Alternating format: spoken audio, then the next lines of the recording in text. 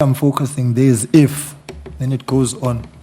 Now, if the report does not recommend that the president be impeached, then the member's motion, what happens to it? Because fundamentally, the member has submitted a motion because they want the motion subjected to a vote.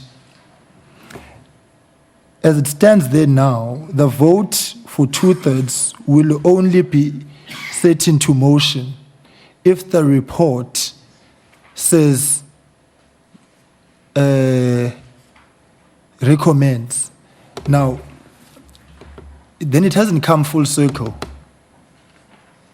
because the House has already voted once, no hambani nyo sesha this impeachment kubegani. Say yabuya futhi, so really we are subjecting a motion to, the stumbling block becomes that igcina at a level of a committee report and the motion is not voted on. I'm raising that to get a clarity. What becomes the status of the motion? So the motion really now rests not with the assembly but with the committee and what it determines. And therefore, the whole motion, then the member submitting it, would not have been voted on. So I just hope that, because I had raised this in the subcommittee, that I just still feel that we need that clarity. This to and fro of voting in the House is problematic. In the event that at stage one, the House decides with its 50+1, no, we're not agreeing to this, then we'll suppose we can take it to a review. But it sets the process up to, it becomes very cumbersome. And I think we need to simplify how the Assembly may arrive at this thing. And I think that the powers being given to the Speaker are sufficient. If the Speaker is of the view, Guti, your motion meets the requirements, says your kalapans is your voter again, I raise this chair. Can I just get clarity on those two areas so that we can hambagahle? But I'm of the opinion that, yeah, let's go to our caucuses. But Nakona, we can't go with more questions than answers. Thanks, Chair.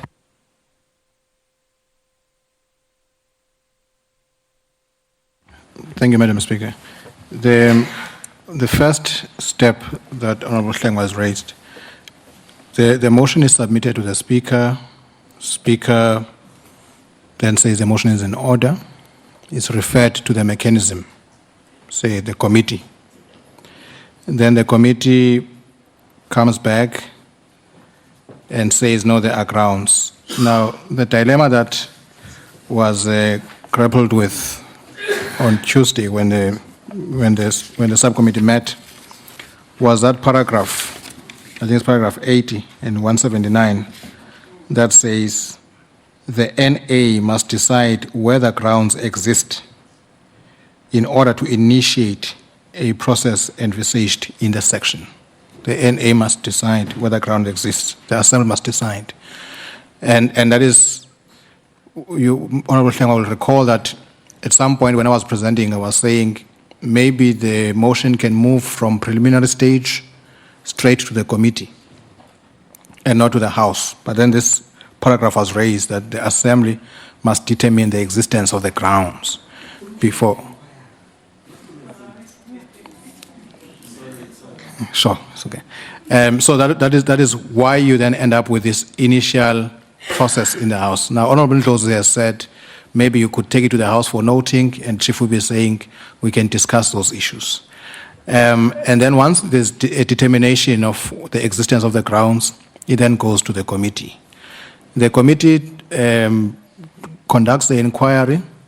It comes back to the House. Now, if it comes back to the House and says, yes, it's an impeachable offense, and the House votes on the issue, and the House agrees that President has breached Section 89, then 2/3 is required for that recommendation of the committee to pass.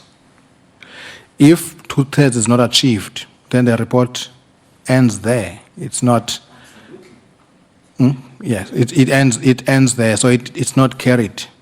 Now, if the report from the panel or the committee comes back and says there are no grounds, The House must still vote and say we agree or we do not agree that there are no grounds on the issue. So ultimately, the final decision rests with the House. House can go either way. Then I'll follow up and speak. So, the House votes to achieve 2/3 on the basis of the report or the motion. This is at the end. So it's a two-stage voting process. What I want to clarify. Yeah. If we're talking about what is the proposal now, currently, you would have a two-stage. So if you are taking that the House must decide on the existence of the grounds first, then you will have a vote, but you don't need a 2/3 there. It will be ordinary voting. It goes back to the committee. Then when it comes back to the House for the final decision, and the recommendation is that the President has breached Section 89, you need 2/3 of members to support that for that recommendation to be carried. Because the committee can always say, President has breached Section 89, but the House has the option of saying, no, we don't agree. Yeah. No. Wait. In the committee. No. Okay. No. Hold on. Honorable Killian and Honorable Titiza, ngizokuvumela ngoba uyashisa. Thank you, Chairperson. Chairperson, I think Mr. Castle read Section 179, but I just wanted to reiterate, for the impeachment process to commence, the Assembly must have determined that one of the listed grounds exists. And I think that is crucial. So there must be a sifting process to determine if there is a case to be answered. Also, the judgment says very clearly in paragraph 205, without accepting that one of the listed grounds existed, the Assembly could not authorize the commencement of the process, which could result in the removal of the President from office. Moreover, it does not appear from the papers that the President was afforded the opportunity to defend himself. That was in regard to the DA motion. Without knowing whether the Assembly holds the view that the President has committed a serious violation of the Constitution, it would be difficult for him to mount an effective defense. The procedure followed by the Assembly here does not accord with Section 89. So that is what we must try to avoid. We cannot refer it to a committee. The committee deliberates and proceeds with the impeachment process. They must report on their findings, and the House, by an ordinary majority, must then vote to commence the impeachment process. So I think that is very clear. Honorable Titiza.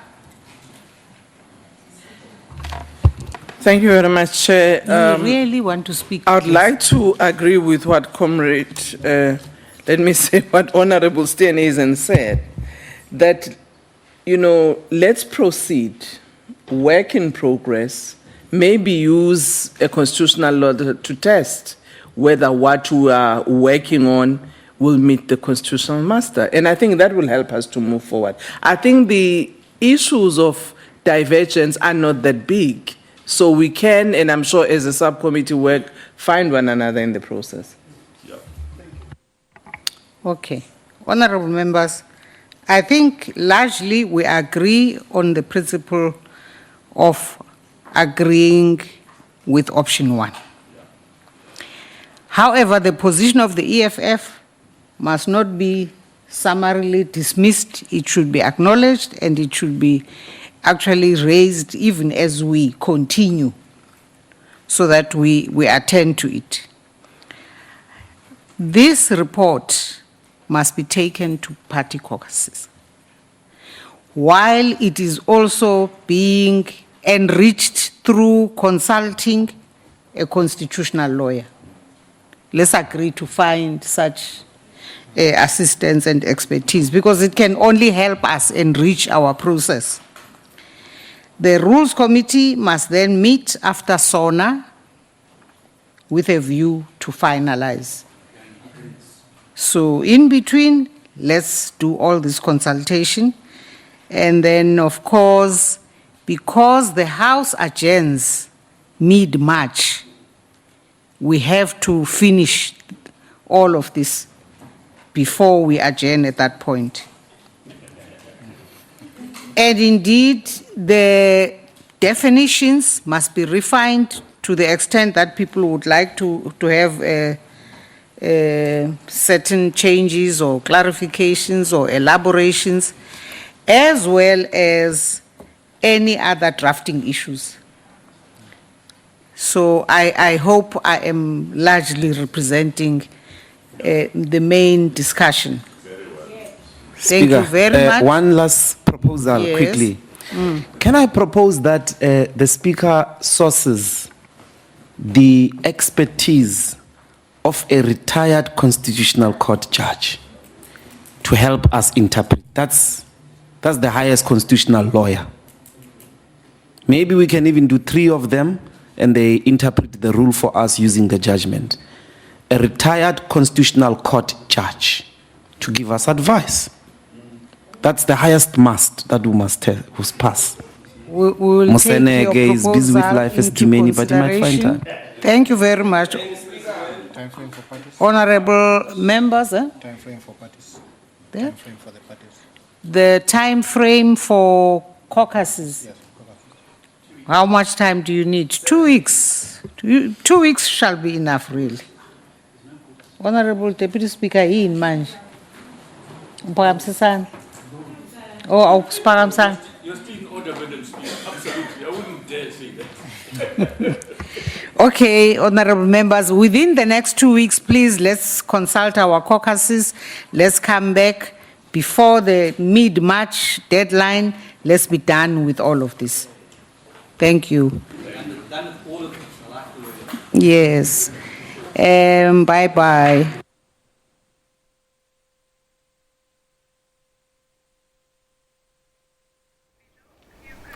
Well, you're watching SABC News, and this is a live crossing to Parliament, which has just wrapped up, where the subcommittee reviewing the National Assembly rules has finalised its deliberations on the draft rules report, which is aimed at impeaching a sitting president in line with Section 89 of our Constitution. Now, this committee will table the draft report to the House Rules Committee for consideration. MPs, we've heard, have generally agreed. We just heard Speaker Baleka Mbete say, have generally agreed on the proposal made by the committee, which is the establishment of a committee of the National Assembly consisting of all political parties, with each one represented. Now, the committee may also include a panel of experts who are not members of Parliament. The second option was the creation of a panel of retired judges. Now, the EFF's Mbuyiseni Ndlozi in the last hour addressing the House, saying he wants proportional representation removed in the preliminary inquiry. The DA's MP Steenhuisen suggesting that constitutional law opinion be garnered to advise on the proposal so that it does meet constitutional requirements. The time frame we've heard for caucuses been given by Mbete is about 2 weeks, after which MPs will then report back to the Rules Committee.